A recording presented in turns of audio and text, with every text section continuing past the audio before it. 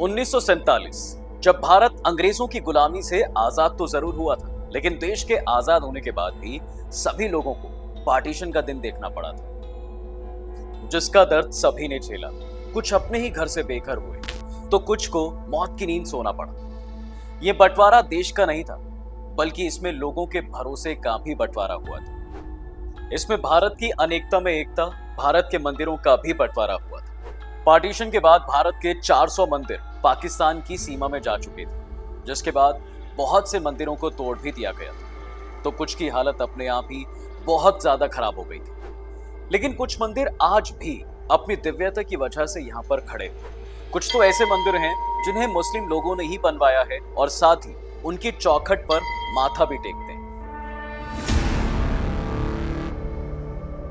लोगों का मानना है कि उमरकोट का पुराना नाम अमरकोट हुआ करता था।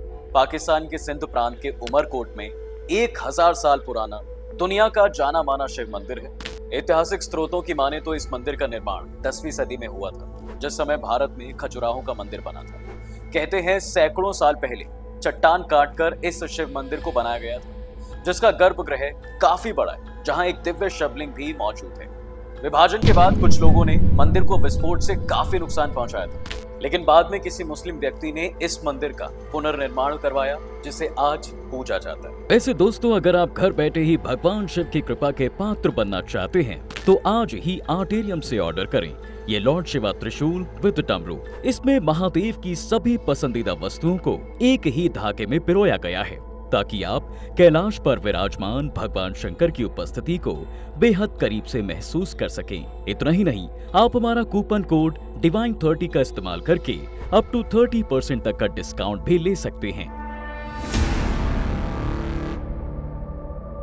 देखिए, जब भारत और पाकिस्तान का बंटवारा हुआ, तब बंटवारे में हनुमान मंदिर पाकिस्तान के हिस्से में चला गया था। कराची शहर में मौजूद पंचमुखी हनुमान जी का ये मंदिर बहुत दिव्य माना जाता है। ये मंदिर अपने आप में एक अलग और अनोखा है। कराची के इस हनुमान मंदिर की हिस्ट्री बहुत ज्यादा पुरानी है। ऐसा कहा जाता है कि इस मंदिर की पंचमुखी हनुमान जी की मूर्ति हजारों साल पुरानी है और मान्यताओं के मुताबिक ये मंदिर कई लाख साल पुराना है। लेकिन आज का जो मंदिर है, उसकी हिस्ट्री 18वीं शताब्दी से जुड़ी हुई है। इस मंदिर का 1882 में दोबारा बनवाया गया था, या ये कह सकते हैं कि मरम्मत करवाई गई थी। लोगों का मानना है कि भगवान राम भी इस जगह पर एक बार आ चुके हैं। इस ऐतिहासिक मंदिर में भगवान हनुमान के दर्शन के लिए सुबह से लेकर शाम तक लोगों की भीड़ लगी रहती है। कहते हैं जिस जगह पर यह मंदिर है, वहां से 11 मुट्ठी मिट्टी हटाने पर यहाँ पंचमुखी हनुमान जी की मूर्ति प्रकट हुई थी। इस मंदिर का एक अंक यानी 11 का गहरा संबंध है। इस मंदिर में हनुमान जी की 11 बार परिक्रमा लगाने पर भक्तों की सभी मुश्किलों से छुटकारा मिल जाता है और उनकी सारी इच्छाएं पूरी हो जाती है। ये मंदिर पाकिस्तान के बलूचिस्तान में हिंगोल नदी के किनारे बनी एक पहाड़ी वाले इलाके में घाटी पर बना हुआ है। ऐसा माना जाता है कि यही जगह है जहां पर देवी सती का सिर गिरा था, यानी कि ये 51 शक्ति पीठों में से ये मंदिर नानी मंदिर के नाम से भी बहुत फेमस है। पाकिस्तान के इस हिंदू मंदिर के दर्शन करना इतना भी आसान नहीं है जितना सुनने में लगता है। असल में ऐसा कहा जाता है कि इस मंदिर में पहुंचना अमरनाथ यात्रा से भी ज्यादा मुश्किल होता जाता है। जब आप मंदिर जाने के रास्ते पर पहुंचेंगे, तब आपको वहां 1000 फुट ऊंचे बड़े बड़े पहाड़, दूर तक फैला हुआ सुनसान रेगिस्तान, जंगली जानवर, घने जंगल और आतंकियों का अजीब सा डर रहता है। इस मंदिर तक पहुंचने के लिए रास्ते में ना तो कोई सेना होती है और ना ही कोई पर्सनल सिक्योरिटी, इसलिए श्रद्धालुओं से 40 लोगों का ग्रुप बनाकर ही चलने को कहा जाता है। 2007 में चीन द्वारा रोड बनाने से पहले हिंगलाज देवी मंदिर पहुंचने के लिए भक्तों को 200 किलोमीटर पैदल चलना पड़ता था, लेकिन अब ये रास्ता बस 55 किलोमीटर का ही रह गया। यात्रा को शुरू करने से पहले श्रद्धालु को वो शपथ लेनी पड़ती है, जिसमें पहली है कि माता के मंदिर में दर्शन करके वापस लौटने तक संन्यास लेना पड़ता है, और दूसरी शपथ ये है कि पूरी यात्रा में कोई भी यात्री अपने साथी यात्रियों को अपनी सुराही का पानी नहीं पिलाएगा, फिर भले ही वो प्यासा ही क्यों ना मर जाए। बलूचिस्तान के मुसलमान हिंगला माता को नानी कहकर बुलाते हैं और उनको लाल कपड़ा, अगरबत्ती, मोमबत्ती, इत्र, फूल आदि चीजें चढ़ाते हैं। ये हिंदुओं और मुसलमानों का संयुक्त तीर्थ है। हिंगला देवी चारण वंश के लोगों की कुल देवी मानी जाती है। जब पाकिस्तान नहीं था और यह मंदिर भारत में आता था, तब लाखों लोग हर रोज देवी माता के दर्शन करने के लिए यहाँ पर पहुंचते थे। इस पवित्र जगह पर हिंदू मुस्लिम का कोई भी डिफरेंस नहीं दिखाई देता। कई बार मंदिर में पुजारी को सेवक मुस्लिम टोपी में दिखाई देते हैं, तो कई बार मुस्लिम देवी देवता की पूजा के समय भी खड़े होते हैं। दरअसल बहुत सालों पहले जब कुछ आतंकवादी इस मंदिर पर हमला करने आए थे, तब वो सभी हवा में उड़ गए। उसी समय से इस मंदिर को चमत्कारिक और दिव्य मंदिर माना जाता है, और उसके बाद से ही आज तक किसी की भी इतनी हिम्मत नहीं हुई कि वो इस मंदिर को नुकसान पहुंचाने के बारे में सोच भी सके। इसी डर की वजह से आज इस मंदिर में मुस्लिम इसे सम्मान से देखते हैं। वहीं ऐसा भी कहा जाता है कि भारत में जो इंपॉर्टेंस वैष्णो देवी मंदिर की है, वही सेम इंपॉर्टेंस पाकिस्तान में हिंगलाज माता की भी है। देवी के दरबार का नजारा देखोगे तो आपको फील ही नहीं होगा कि आप पाकिस्तान में हैं। ऐसा लगेगा मानो आप माता वैष्णो के दर्शन करने आए हैं। यहाँ हिंदू और मुसलमान सभी एक दूसरे की सेवा करते हुए नजर आते हैं। यहाँ सभी देवी की पूजा करते हैं और गुफा के अंदर माता के नाम के जयकारे भी लगाते रहते हैं। ऐसा कहा जाता है कि भगवान परशुराम ने 21 बार क्षत्रियों का अंत किया था, लेकिन जो बचे हुए क्षत्रिय थे वो माता हिंगलाज की शरण में गए और अपनी रक्षा के लिए प्राण दान मांगा था। तब देवी ने क्षत्रियों को ब्रह्म क्षत्रिय बना दिया, और कहते हैं कि रावण के वध के बाद ब्रह्म हत्या के पाप से मुक्ति पाने के लिए राम जी ने भी देवी हिंगलाज की यात्रा कर दर्शन किए थे। साथ ही उन्होंने यहाँ एक महायज्ञ भी किया था। इसके साथ ही आपको बता दें कि हिंगलाज देवी का दूसरा स्वरूप भारत में तनोट देवी के रूप में स्थित है। तनोट माता का मंदिर राजस्थान के जैसलमेर जिले से करीब 130 किलोमीटर दूर है। देश विदेश में ये मंदिर तब चर्चा में आया जब भारत पाकिस्तान की लड़ाई के समय पाकिस्तान के 3000 बम भी इस मंदिर को खरोच तक नहीं पहुंचा पाए थे। साथ ही कम से कम 500 बम मंदिर परिसर में फटे भी तक नहीं थे। ये बम आज भी मंदिर के म्यूजियम में रखे हुए हैं।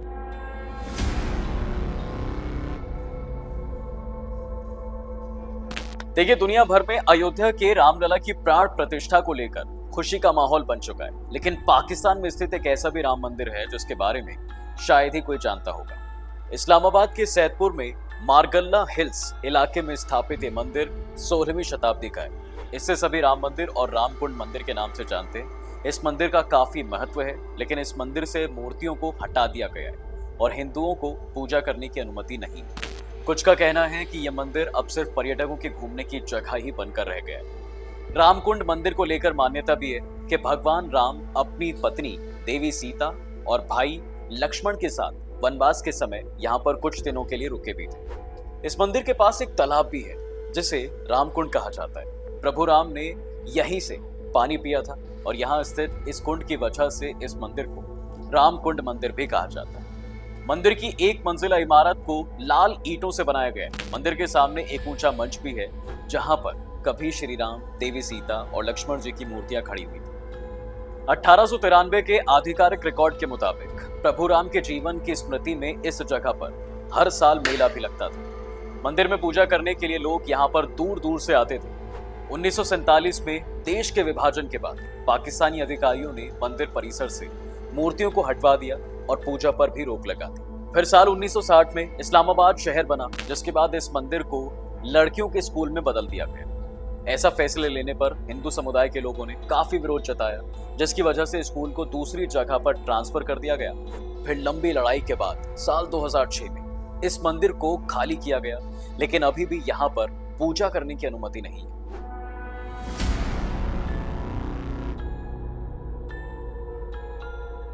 यह मंदिर 5000 साल पुराना है, जो कि भगवान भोलेनाथ को समर्पित है। कहते हैं यह मंदिर महाभारत काल के समय का है। कटास राज मंदिर पाकिस्तान के चकवाल जिले से करीब 40 किलोमीटर की दूरी पर स्थित है।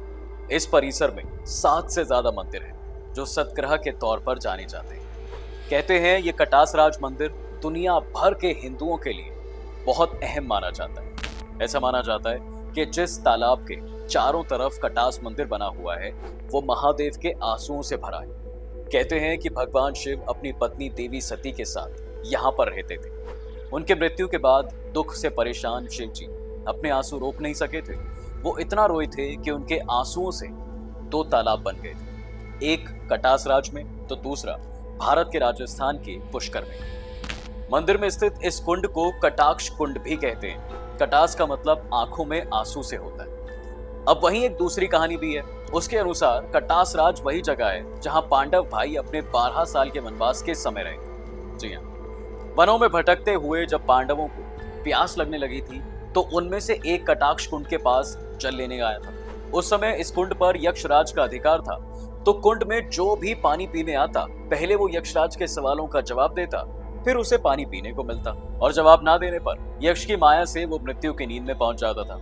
इसी तरह एक एक करके सभी पांडव आए और मूर्छित होते चले गए। आखिर में धर्मराज युधिष्ठिर आए और उन्होंने अपनी बुद्धिमत्ता का परिचय देते हुए सभी सवालों के सही जवाब दिए। यक्ष सभी जवाबों को सुनकर बहुत खुश हुए और पांडवों के शरीर में प्राण दे दिए।